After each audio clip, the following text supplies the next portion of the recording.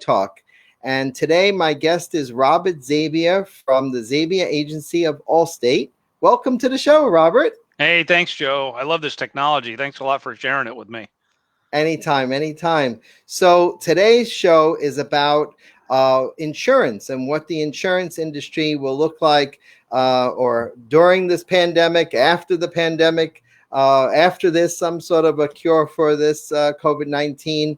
Tell me, what have you seen as far as changes in your industry? And then I'll go into what the real estate industry has gotten into and how we can work together during and after. Go ahead. Well, there's a lot going on. What a lot of the insurance companies are doing on the car insurance side, since nobody's driving, is they're giving rebates. So Allstate was the first one to come out with it, and they came out with the 15% payback. In New York, you can't say rebate because that's illegal. So they're doing a 15% payback that you're getting as a refund or a credit on your account for the months that you made your payment. So, April, you got your payback in May. May payment, you're going to get it in June, and if the close down extends, they're probably going to extend it another month. I see. On the home side, and really not much is changing. They did stop doing inspections because a lot of the insurance companies do inspections of every house.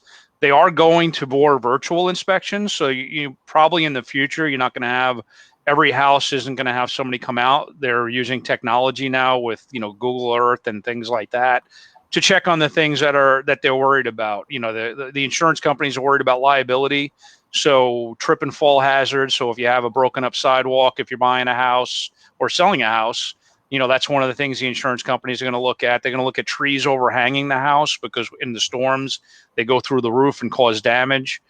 They also look at the square footage. They want to make sure they're insuring the house for the right amount. So they're looking for things like that. So they are starting to go more virtual, and I think this kind of pushed it up, big time.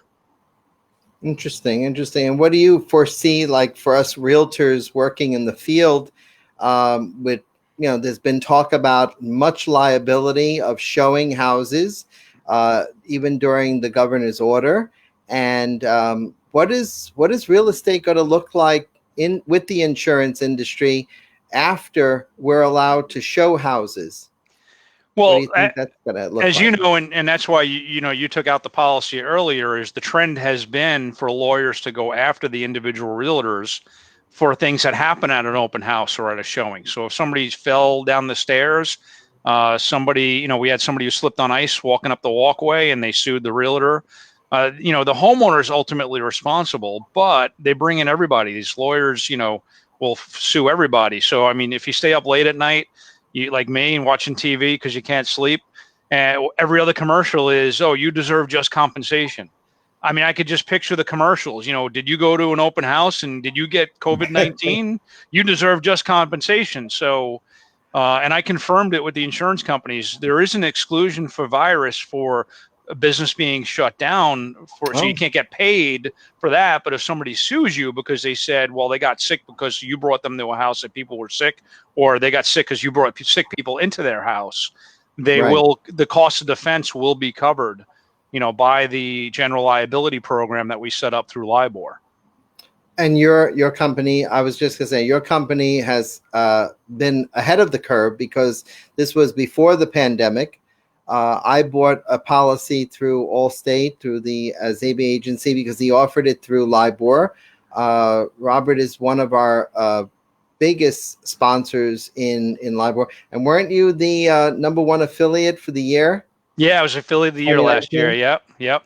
So, and they came to me because it was like I wasn't even aware this was going on. Even though I'm in the insurance business, there's not that many there weren't that many realtors that had this type of a policy. So I didn't even know it was something that I really needed to offer to a lot of them. And it makes sense though, because you're all 1099 employees, non-employees, you're independent contractors. Right. So, it used to be that the brokers and the homeowner would get sued, but now the lawyers are going after the individual because they found out you're 1099s and they know a lot of realtors have assets. So they go after the realtors as well. So LIBOR actually approached me and said, listen, this is a problem. Is there something you could do? Because the policies that the realtors are finding are over $1,200 a year. So I approached Allstate used the leverage of LIBOR and said, hey, we have 27,000 members. I think it's something that we should offer to them because they are partners with us on the home insurance end. And Allstate we're actually doing a test run here on Long Island with this program. So there's only 2 places in the U.S. that you can get this. I have a friend of mine in Malibu, California, and myself. We're the only 2 in the country that are doing this right now with this program. Now, I was just going to ask you, are you opening this up to other associations in the New York area? Yeah, I can. If the other associations want to get on board, yeah. Long Island's a little unique because of the hurricane risk. A lot of companies don't want to insure businesses, but because of the fact that we're doing this just for realtors, and you don't really have, most of you don't have offices that you need to cover your furniture and all that.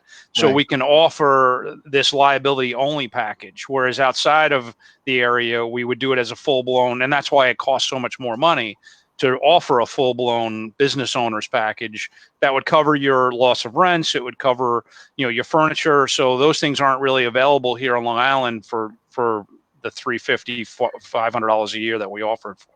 Now, I'm going to put you on the spot. So when I bought the policy, it was before or pre COVID-19. Is there a rider, an amendment now with the liability policy that covers what you were talking about with COVID-19 going into somebody's house and possibly, getting sued for that? There's really no exclusion for it.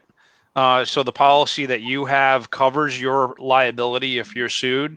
So like I said, we've had cases where somebody fell down the stairs. One of them, they fell down the stairs. Nobody actually saw them, but they claim they fell down the stairs at open house and filed a lawsuit. Like I said, somebody was actually walking up with somebody on the walkway, and they tripped and fell and broke. The woman broke her hip, so she sued the realtor that was walking with her.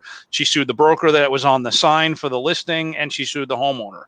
So that's why we came up with this program. So, but then this agent in California, he had one where the realtor was meeting with a client at Starbucks and knocked over a cup of coffee, and she sued him.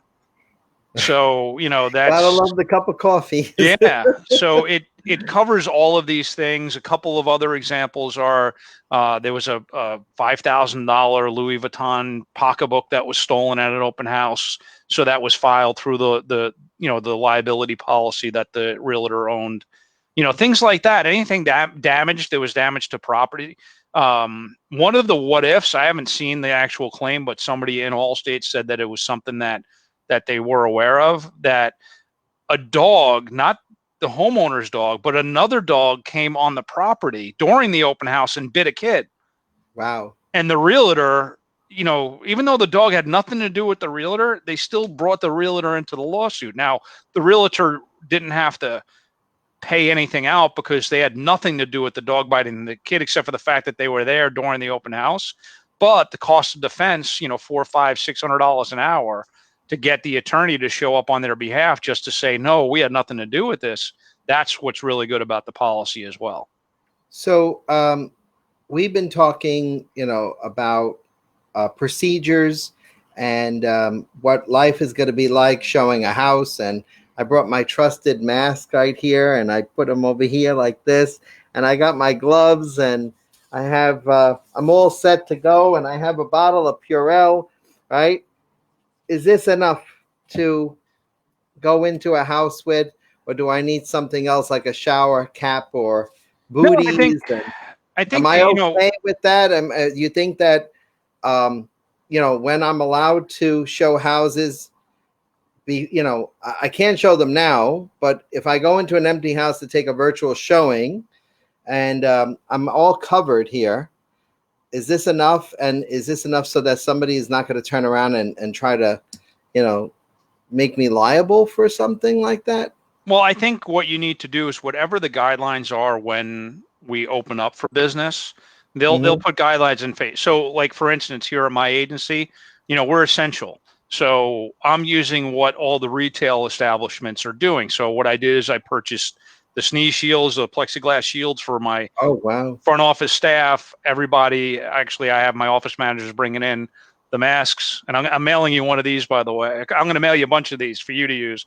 Oh, awesome. But we have these masks. So same thing, we're going to have these masks on. Let's And do that together. Let's see what this will be our first video with yeah, masks on and everything. You know what I find very troubling, with this already? It's now almost Memorial Day weekend, and we have to wear these, and it's like it's all cloth. And even though this doesn't do this one particular, does that one have a filter on yours? no, this one is just basically just to keep you Just a from touching your plain. face. Yeah. Okay. So now it's summer, right? And you notice I don't wear any chains around my neck or anything. I'm Italian, and I used to wear a cross around my neck, and I'm like, it used to bother me, but this is annoying now. Oh yeah. And it's summer, and we're wearing these now, and we're like, oh boy, now. And I saw somebody today. It was so funny. She was wearing the mask, and she had her nose like this. And she's talking in the street. Meanwhile, she's breathing in whatever the other person was, exhaling. Right. But now, this is the new norm. Yeah. This is our new norm. And yesterday I was talking to my wife, and we're in the car, and we see them hanging. Usually you see things hanging over a rearview mirror that is, funnier. Now this is hanging over the rearview mirror. Yeah. And it's become a way of life, like the plastic bag in the store. And right. And then I was wearing these today, and all of a sudden I saw my my perspiration on my hands, and I'm like, oh my God, it's disgusting. But right. I guess you have to wear it. Open houses. Yeah, what I would do is, what advice? Give me. Well, that's what we. Well, we're gonna follow the guidelines that they're using. So basically, anybody who enters is gonna have to. So the signs I made up for we need to show ID. We're gonna make up new signs that are gonna say you must wear a mask and gloves. Oh, cool. We're putting up. You do have the gloves too. Yeah, we have the gloves here too. But yeah, so what I'll do, and I mean, hey, this might be a great idea, even, for you, where you have your, if you're going to give these out, they cost a little bit more. I mean, these aren't, virus proof. I priced those, and minimum that I saw those online, and those are washable, right? They're cloth. Yeah, this is cloth. It's really nice. Yeah. Minimum, I've seen them online for like $10 to $15 a pop. Right. So now, this is just me talking, right? I'm looking at your company investing money now, and has changed their policies going forward in a new era of how we have to do business. You have to wear masks. I have to wear masks. You're going to, you have them branded to your company, and it's awesome that you're ahead of the curve, because you're the first company that I've seen with masks, other than the real estate companies that I've seen already branding the real estate offices to the mask. But now it's like you have to change your entire office policy. How do you, like, you have a private office there, but do your workers sit now 6 feet apart? I mean, this is what everybody's thinking now. Do they have to redesign their offices? More alcohol, more Purell. I mean, what does this look like? I mean, the people are just so confused as to now how they got to go about this change and this policy. They have to. I think they're calling it a COVID-19 policy. Yeah, and so what we're doing is, so we're doing mandatory. You have to have a mask. I'm contemplating buying one of those, thermometers to check people when they come in. I'm going to offer the testing to my staff if they want to go get it. I don't know if there's a way that we could do it where they can come here, or we could do the kits. I'm not, I'm looking into that. But yeah, we have people, before this, we have people coming in the office every day. Right now, we're closed to the public. We have a mail slot, so people are dropping their payments through the mail slot. We will let people in by appointment, but when they come in, they have to wear a mask. We only have 1 or 2 people at a time. My staff are socially distant here, but there's 3 of us here right now. The most of us that are in out of the 15 that we would normally have, we only have 5 people at most in the office right now.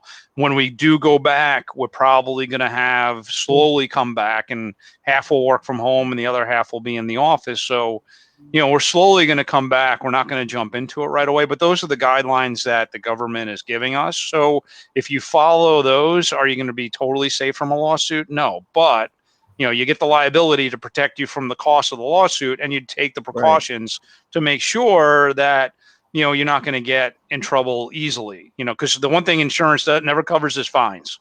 So if the government Right. decides to come down and fine you for any of this, you're on your own for those. So you want to follow their guidelines, even if we don't agree with everything they're saying.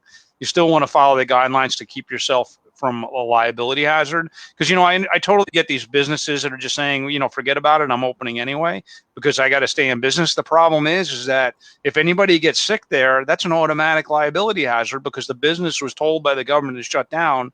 You're defying that, so now What are liability the fines wise, are? 10,000 up to $10,000, yeah, something like some of them that. are, some of them are 1,000, some of them are, it all depends on what the local, municipality, some of them are just doing fines that are based on just defying a government order, which could be $10,000 and a week in jail.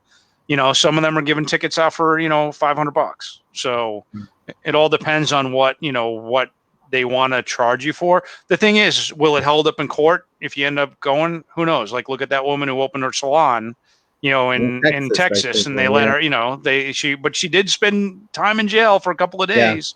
Yeah. So do you really want to go through all that for all this? And I get why she did it. And I'm not saying it was a good idea or a bad idea. I totally understand why she did it, but we need to look at the repercussions of what we're doing. And And there are repercussions. And, I fear for my industry right now because I see a lot of agents out there, a lot of brokers, a lot of managers have this misconception, and they're misinterpreting the ESD guidelines set forth by the governor. right. And the governor has made it very clear that all realtors must show houses through remotely from their home by virtual showing. And unless it's legally necessary to go to contract and to go to closing, they don't want us showing houses. But yet I've seen, and apartments, by the way, apartments and houses for sale and apartments for rent. And I've seen agents in the last 72 hours tell me that I have it all wrong, that I'm doing it all wrong, that I don't know what I'm talking about. And I'm sitting there going, but I have, consulted with the state attorneys, the local association attorney. I've consulted with, the governor's office. And, it's not like I'm making this stuff up just to keep my colleagues in the business, away from showing. I want them to show it, but I want them to be careful. I want them to be safe. Right. And to be told that I'm doing the wrong thing is just absurd, So I want to know I know what life is like right now under a government order. I want to know what life will be like after, because I think that this is going to become a way of life for a long time. And Definitely. I think, right? I mean, you're taking steps and you're being very cautious in your business. You're actually helping the real estate community and all realtors for the safety, for their safety. You were there to promote realtor safety with the lawn sign. Yep. And for those of the people viewing this don't know, Robert came out with lawn signs. Show the audience that you have. Yeah, you may be required to show photo ID to enter this open house. Why? Because we are not just promoting realtor safety during the month of September, but we're promoting realtor safety all throughout the year, even at our open houses. Because unfortunately, you have those people out in the world that stalk realtors and stalk each other. And it's usually, I think it was 340 or 350 cases in 2018, 340, 350 murders of realtors. And it was probably the highest in the country next to the police officers. And you came out with this sign, and and you were being proactive, and you're still proactive now with the masks and the gloves and the Purell. Tell me, is the homeowner going to be? You think the homeowners will have to chip in a little bit? And when I go to sell a house, do you think that the homeowners will have to, or should take proactive steps to ensure that their safety is okay, like provide gloves, Purell, masks for anyone who comes into their house?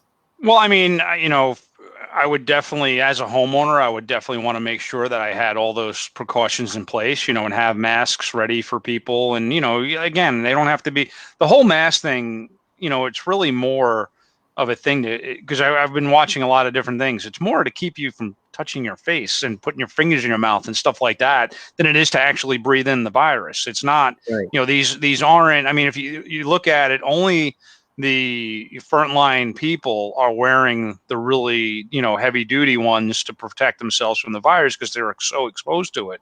But in passing, from what there's a lot of debate whether they do anything or not, besides keep you from putting your fingers in your mouth.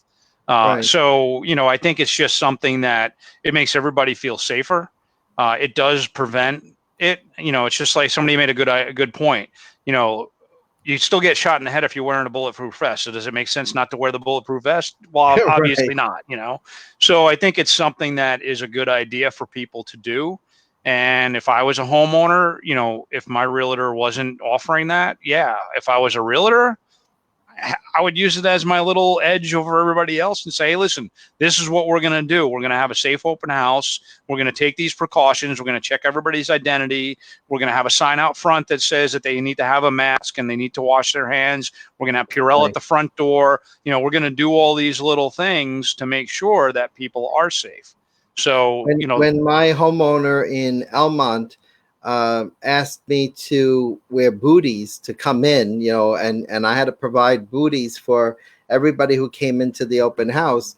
At first I thought, how ridiculous is this? This person who was selling the house, very, not only was her house immaculate and clean, she wanted to keep it that way, but you're tracking dirt in, and I know some people who keep their shoes at the front door, and understandable. But then it got to the point where we had to buy booties, and now in just looking back at that wasn't such a bad idea. The investment was worth it. Yep. That I think people are going to have to start investing in a different type of their business. Like you're investing in your business, I have to start investing in my business as a real estate agent and make sure that I am equipped with the gloves, the masks, maybe the booties too.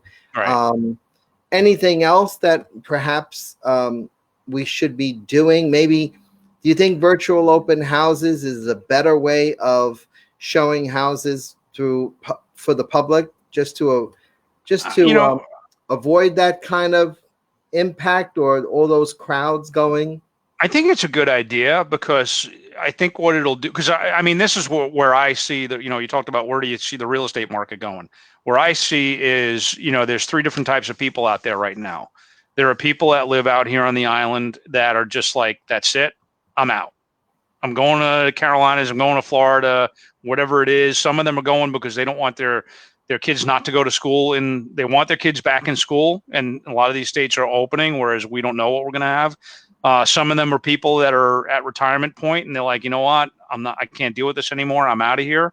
But then you also have, I'm seeing a lot of people in the city that are, what was that? Did you hear that? Oh, I heard an echo. Go ahead. Sorry. So there's a lot of people in the city that are saying, you know what, I can't deal with the city life anymore. It's a lot better on Long Island. I'm going to go out there. So I think by having these virtual open houses, I think you're going to be able to, like if I was going to be looking for a house, let's say if I wanted to move to Florida, my mom and dad are there, my mother-in-law is here. So let's say if I want to go to Florida, I don't have time to go to Florida to start looking at houses.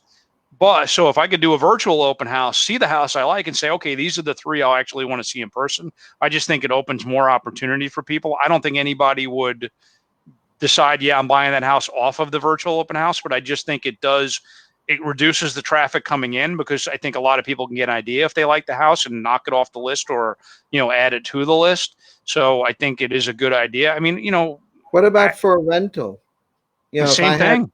Yeah. I know one of our clients is joined the broadcast here, and she's a landlord, and her and her husband are landlords, and I happen to have their apartment for rent, and I've taken a virtual tour of the apartment, and I show the virtual tour, but people still want to see the apartments. They still Right. want to know that they're getting a very nice apartment, and I guess it's just a matter of getting used to, and a lot of people are not used to this virtual world of ours, and and it's going to take some time.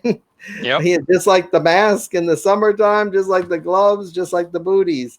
Um, any final thoughts on how your business, your company, um, any other things that you're doing to stay relevant during this time? And I know you have a preset agenda, for what you do on a normal basis, but how has normal changed, and what will Well, normal look like in the future for you?